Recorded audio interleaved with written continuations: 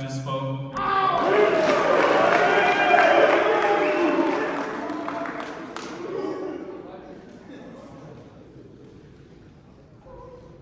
Okay, let's start with, does anyone have any questions for our panel to start off with? So, any questions about how they have perceived or interpreted the interactions and the presentation that we just all participated in? Okay, what's your question?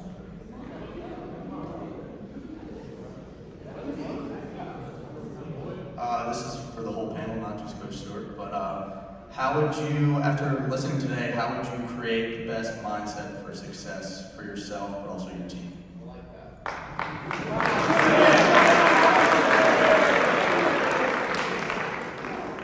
I think one of the things that stood out on one of the slides about goals was that goals should be scary. And I think one thing, you talk about mindset that we really struggle with, coaches, players, is a fear of failure. And a lot of times that fear of failure keeps us from kind of pushing forward. And so when you talk about mindset, I think one thing that we've all become accustomed to is this idea of, well, if I can't do it at an elite level, why would I do it at all? If that's the case, that's just really boring, to be honest with you. So I think one of the mindset pieces, and it came out in this, is getting over that fear of failure and being okay with being uncomfortable. And I think that the presentation did a great job of kind of dragging that out of all of us, even if we were a little apprehensive about it.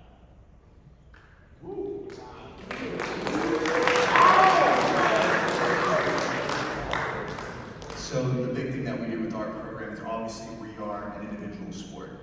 But having said that, all of you guys that came up here and talked, represented your teams, not one of you guys said, I want to win a national championship. What are you playing for? You're playing to be just mediocre in the OAC. Goals are supposed to be challenging, guys. And you should set the ceiling as high as you possibly can. All right? And you gotta have the end goal, because you know what? If you miss on that, maybe you miss that national champion, but you win the OAC. That's my point about this. We gotta do a better job of setting our goals as high as possible. If you're not gonna play to be the best, why do you play? That's where I'm getting at with the goals.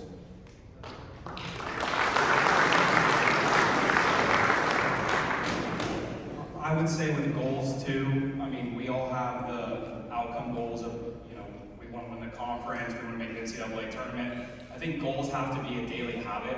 I think it's a situation where you have to have process goals following up with the outcome goals. So, everybody here wants to be a millionaire, right? That's a goal for everybody. But if you just set that goal, you'll never achieve it. You need to have daily actions that you're going to set forth, weekly, monthly actions and goals that you're going to have to achieve that ultimate goal that you set forth.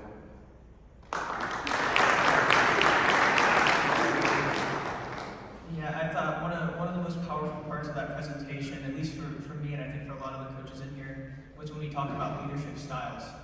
And I think there are often times where you kind of just get stuck with one way. And we try to fit what fits our personality best, right? When you look at it from the terms of an education, right, the teachers aren't just going to have this certain teaching style as a really good teacher.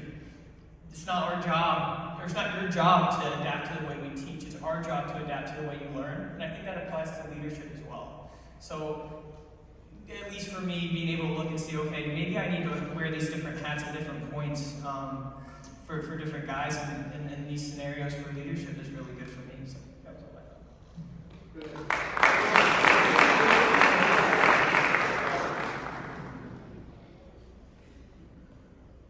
thought. For me, I would say one of the biggest takeaways was just in identity. And I don't struggle with my identity, I know who I am, but one thing that I would say personally I struggle with is getting everybody to buy into team identity, and not just the kind of thing that I'm envisioning, but also incorporating everybody for that big team vision, and just leaning into the uncomfort of having to build that vision is something that I I think not just the track team, but everybody should try to embody and focus on. Because I mean, I feel like capital teams are getting way better. Obviously, everybody's getting a lot more things underneath their belt.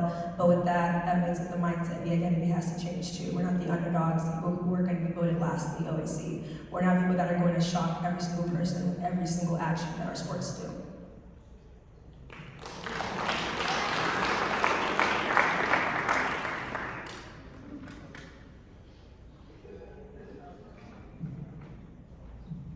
All right, I have a question. So, I was the one that, has been working with Coach Golson, Dr. Bailey, Nate over the last couple of months about developing this program and also letting the coaches know what we were planning on doing and what we're trying to achieve. Also then finding the panelists to come up here and talk with you. Some people were immediately saying, yes, I'll come up and do it. Absolutely whatever you need. Some people needed a little more coaxing. And that's okay, because I think that the way that you come about your leadership, just like we talked about earlier, was, there's not just one type of leader, right? And so I'm wondering from everyone on the panel, what about your leadership identity made you agree to coming up here in the first place? A big thing for me is servant leadership. I don't want to be the person that likes to boss people around, even though it is fun. I also want to be the person, I want to also embody the change that I want to see. So I thought, if I can come up here and actually do things that I want to change and things that I actually want to embody, then why not?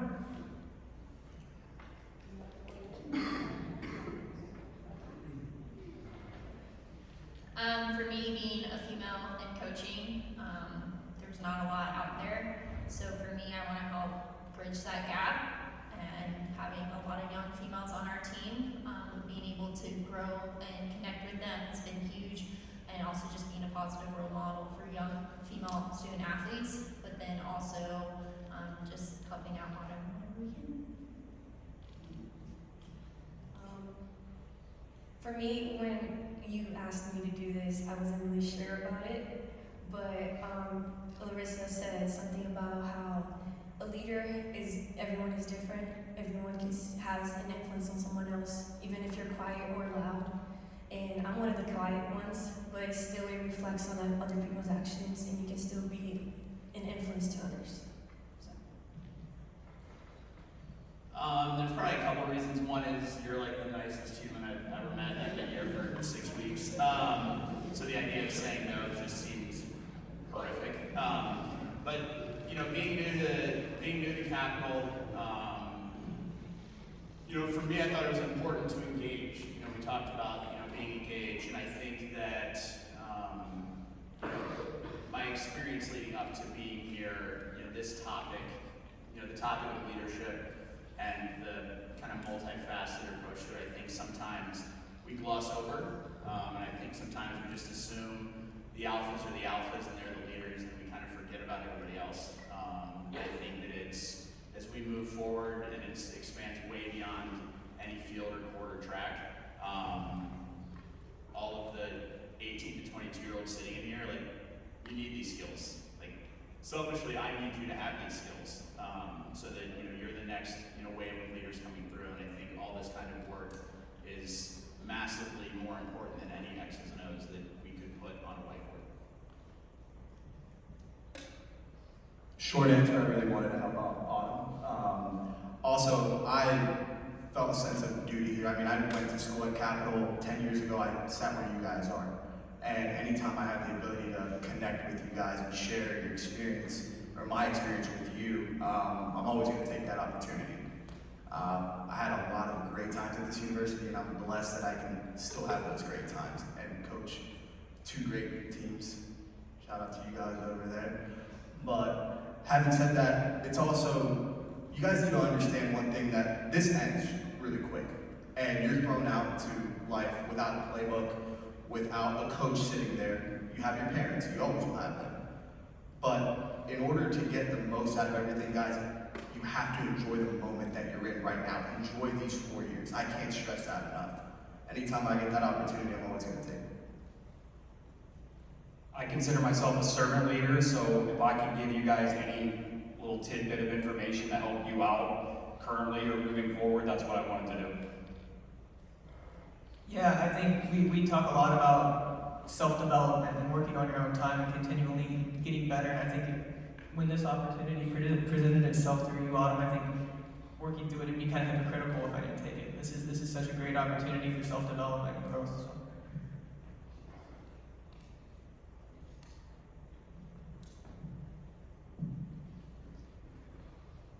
How do you all see the leadership on your teams, from individuals, from the team as a whole, from yourselves, extending beyond your team to the Capital University community, as well as the greater community that you will all eventually settle into?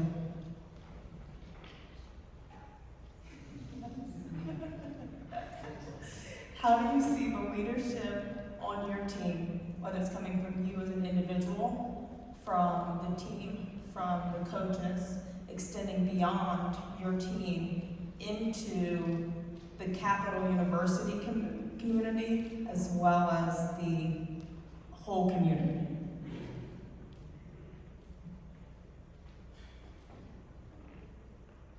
I would say the leadership, I would describe the leadership as evolutionary. I think that it's something that is not just specific, it's changing, and it changes by the person, by the team, by everything else. And I think with that, the impact and the potential for impact is so much bigger than we honestly realize, because of the fact that, like he said, there's so many different leadership styles, and there's so many things that we can do with that. I think that if we're just able to harness that and harness that with our goals, then the sky's the limit.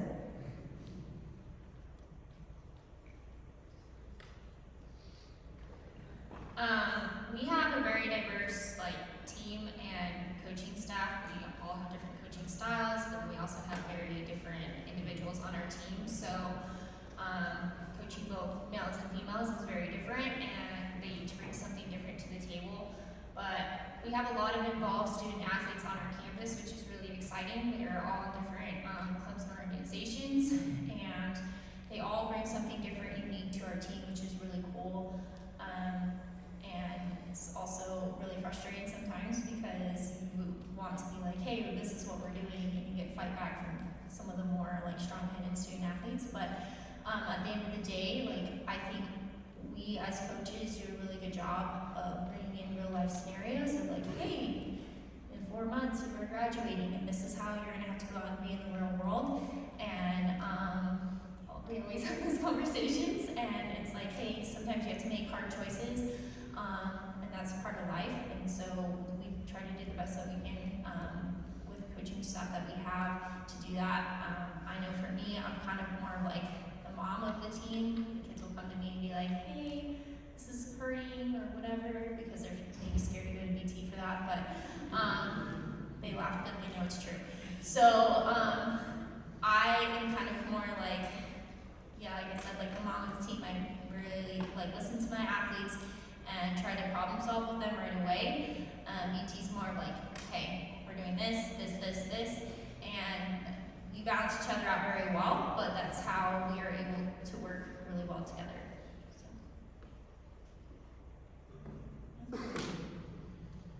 Like I said, I'm very new to the program, so I preface this by saying I'm not a multi-year tenured coach here, but I will say specifically within our program, 2 things. One is our leadership is, this is my 10th year coaching college lacrosse, and I've never had a group of captains like we have.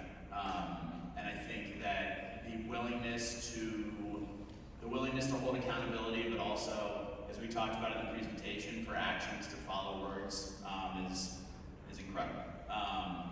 At the same time, I'm a big believer it's a top-down thing. I think Coach Smith, it takes a certain kind of leader to hire someone with a decade of experience that's 42 with a wife and 3 kids whose life is not the same as a 25-year-old assistant. And it takes a confidence to do that. And I think that I've seen that transcend through our guys.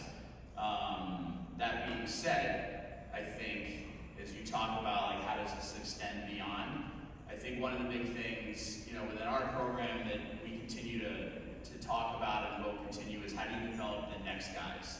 There's a big difference between being 18 and being 22.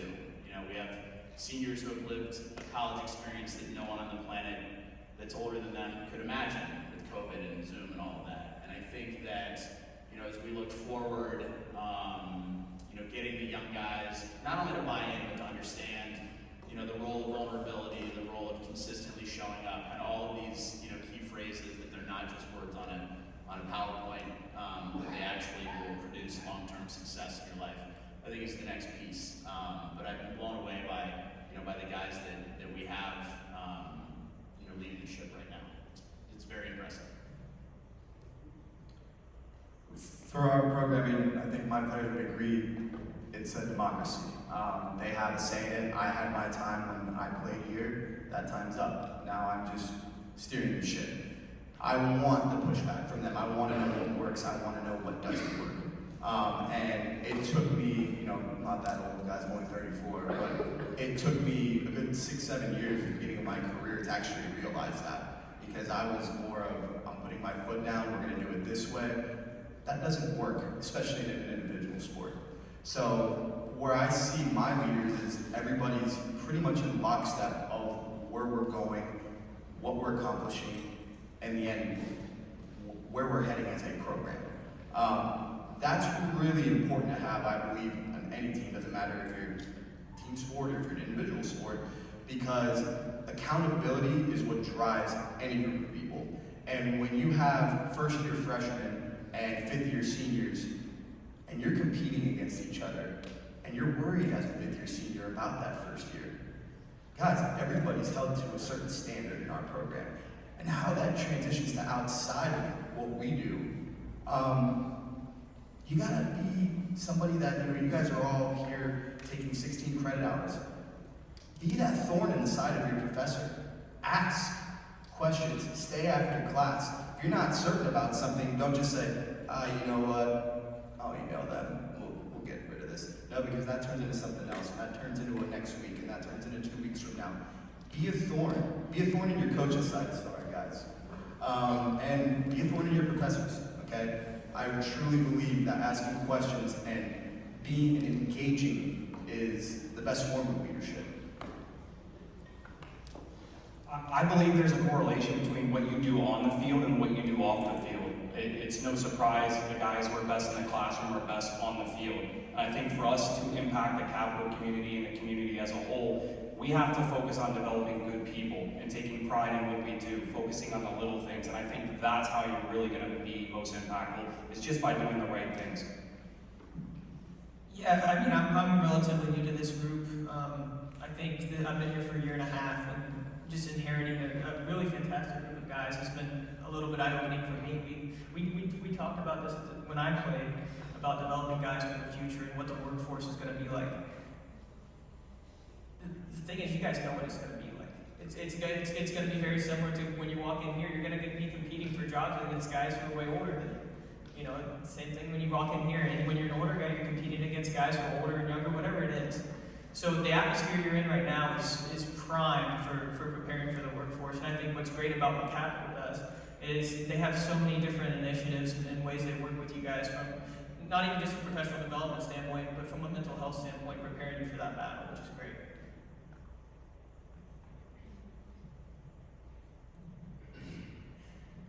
For me, I'm really young, and my team knows that. And I still have a long way to go, but every day that we see each other on the track and outside the track, I still try to push them and try to see the best in people. And in the future, I would love to see someone like that. Even when I'm a senior, I would like to see like a freshman like me in the future just be the same way and help be a quiet leader who doesn't have to be as loud as other people.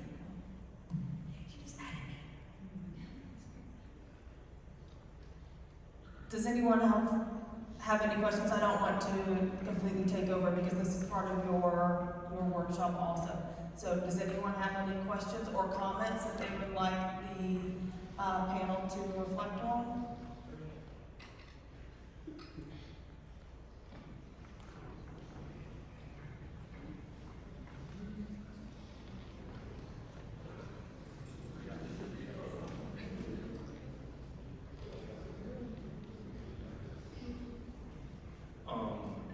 Throughout like the 4 years since I'm like a senior, it's kind of hard. And, like half the way season's over, you kind of start getting burned out. What are some ways as coaches or teammates, athletic trainers, help you kind of like push through that because you're just kind of looking towards the spring, bright light at the end of the tunnel? How do you guys keep your guys' focus and keep them motivated?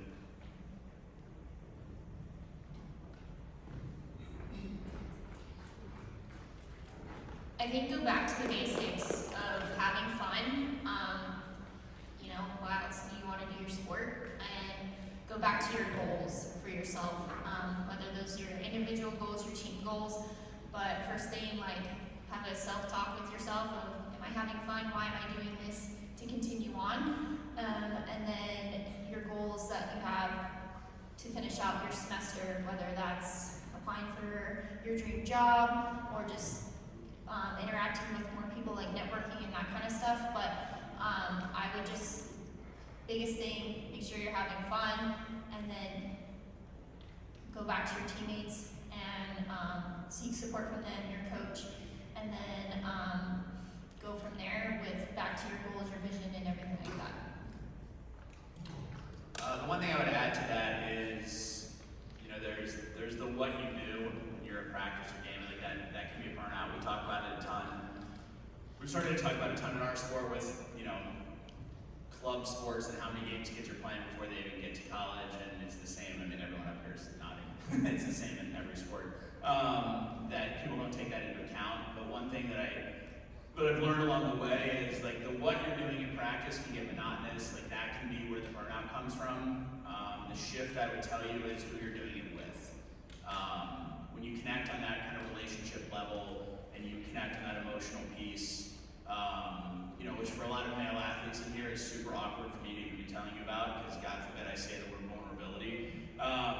But that's what it is, and that's what pushes you through that burnout piece. It's not what you're doing. You've done that 1,000 times, 10,000 times, 100,000, whatever it is. But the who you're doing it with goes away fast.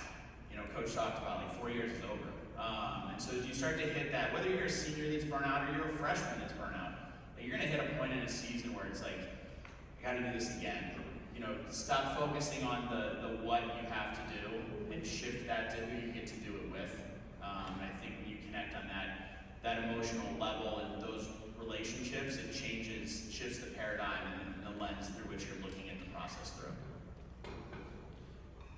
It's actually a great question, and it's something that I really struggle with as a coach. I push my teams too far. I burn my teams out by the end of the year. I have no problem admitting that. And you switch up what you're trying to do. In reading and talking to other coaches, we're doing stuff a little bit differently this year than I did even in the fall, or that I would have done last spring. And basically, like Coach Clayton said as well, it's you got to go back to your goals. Okay, that's got to keep you motivated enough to want to finish this out and finish it out on a strong and high note. But also, as a leader of a program and talking to my captains, there are different things that we're incorporating, such as keeping practice fresh, not getting in that monotonous routine of, oh, okay, here we go, we're doing the same thing every day. Sounds good, coach, sweet, I'm getting bored. We need to do something else. And that falls upon your captains on your team. That falls upon your coaches. And that's the open communication that you need to have with them in order to make sure it doesn't happen. It was something that I figured out with my team last fall. It was something that I figured out with my team last spring. And kudos to them, because they would never admit that they were burning out.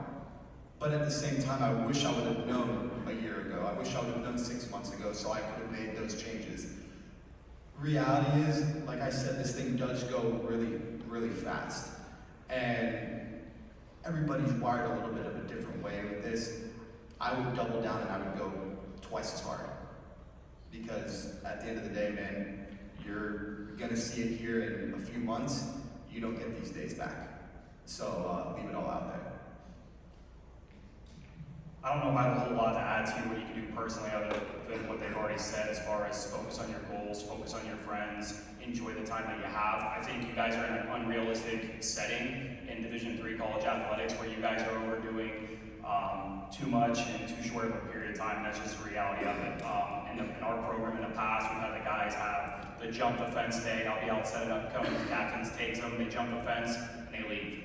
They get to go hang out together as a group. And I think as a coach, as leaders, we have to understand we're all going to burn out with the setting we're in. It's just how it is, and it's just going to happen. And that's why I give a lot of my guys days off. When you guys aren't performing on the field, generally it has nothing to do with your athletic ability. It has something to do with your social environment, girlfriend issues, family issues. Maybe it's the academic environment. You're not doing well in a class. And so I think you guys have to find a balance where you guys can be successful in all realms of the college atmosphere, and that balance is going to be important for your overall success. And so that's only advice I give you guys, kind of what we try to do. Yeah, that was dead on. I think one thing I see too really often in baseball, just because our summer schedules, we usually have guys playing in the summer as well. The burnout comes from a lack of variety, and there are times when the environment we create is not really one that you guys can open up and really just let go, and a lot of it's very controlled, right? So I think one, that's we have to wear that as coaches, right? Creating that environment that stimulates your interest. And if there's ever a point where, you know, hey, I can really tell he's not loving what he's doing, then that's a mistake that we made, that we need to create a different environment to where you guys can really get after it. And because that's the point, right? We talk about the way we train.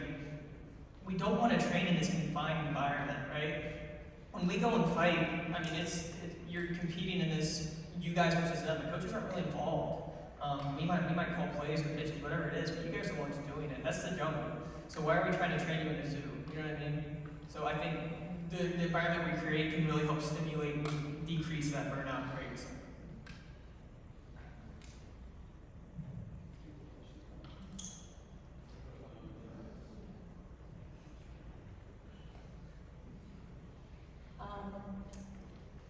How do you use your leadership to create let me change that.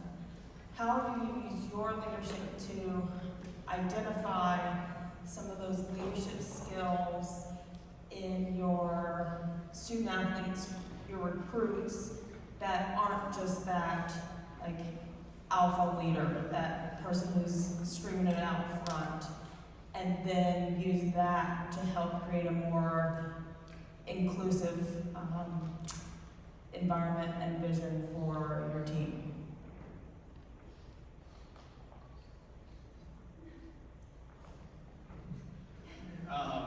I would say start with asking questions, having conversation, listening to learn, not listening to just respond back with what you want to respond back with.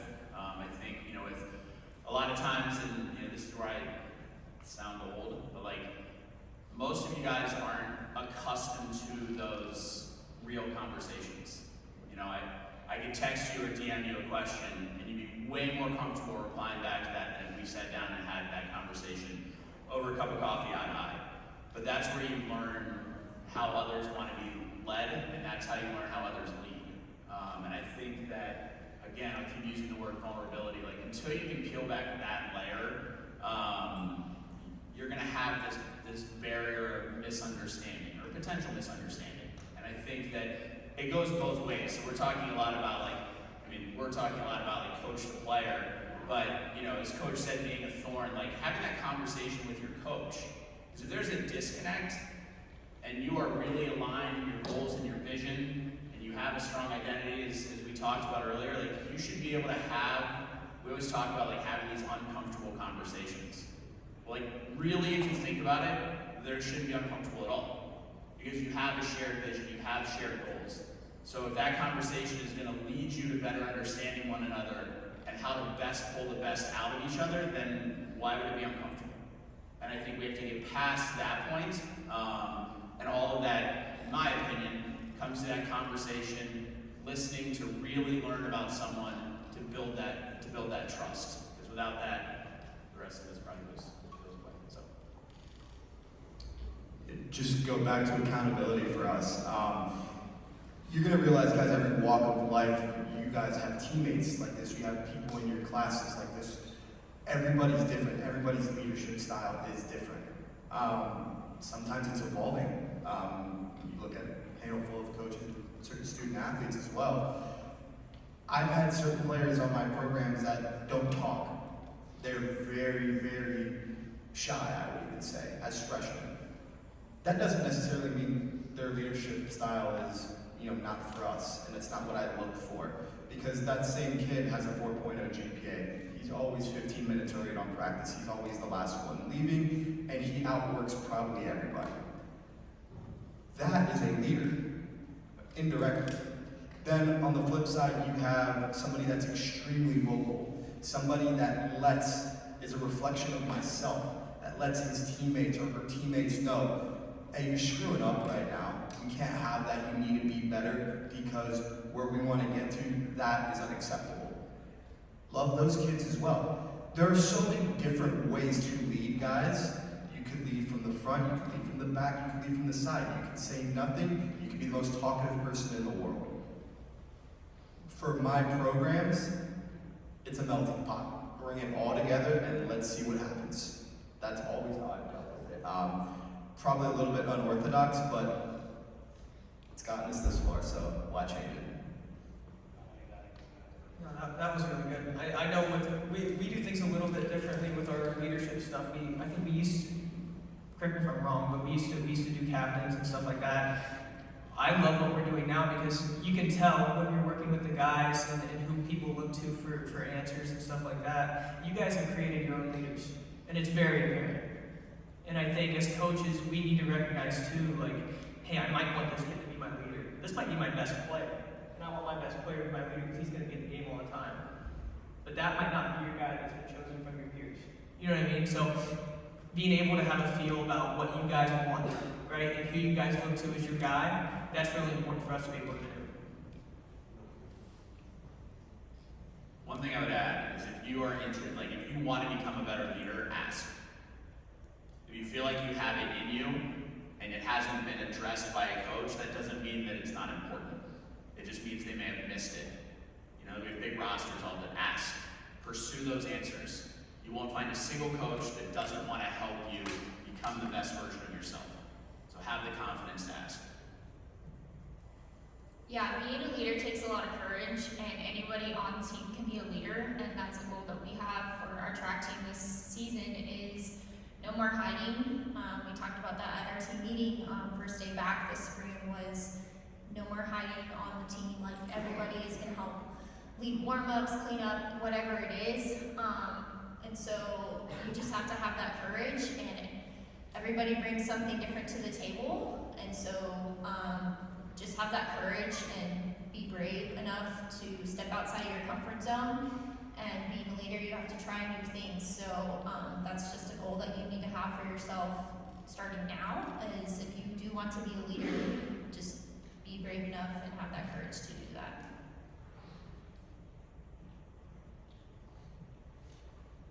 I'd like to thank everybody for coming out today. And Coach Bolson has something he'd like to say as well.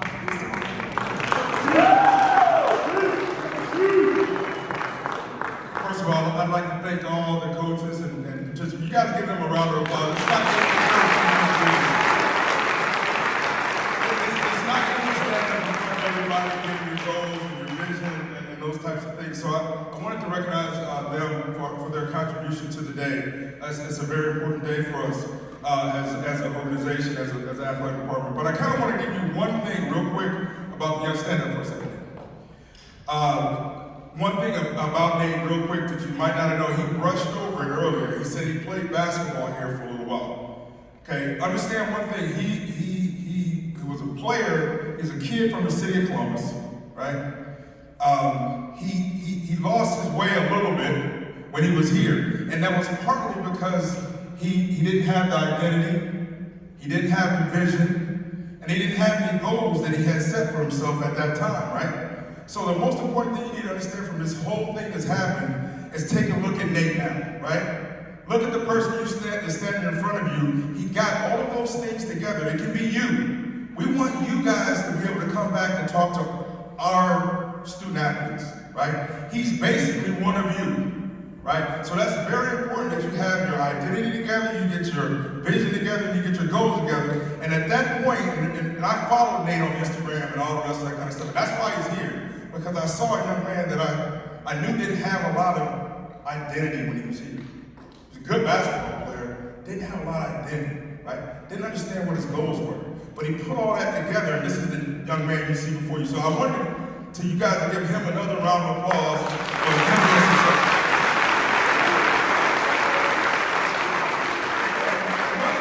One thing I'll tell you is that I'm sure that if you have his Instagram or whatever, you have any kind of questions or whatever about this person, he'll get back to you, and hopefully we'll have him on campus again to talk with our teams a little bit, because I think he has the energy to help us all.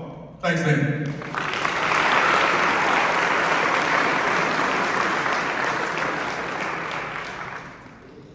So I'd like to thank everyone for coming out, for being engaged, for actively participating. I'd like to thank our panel for having the courage to come up here in front of everyone today, even if you were not comfortable with it.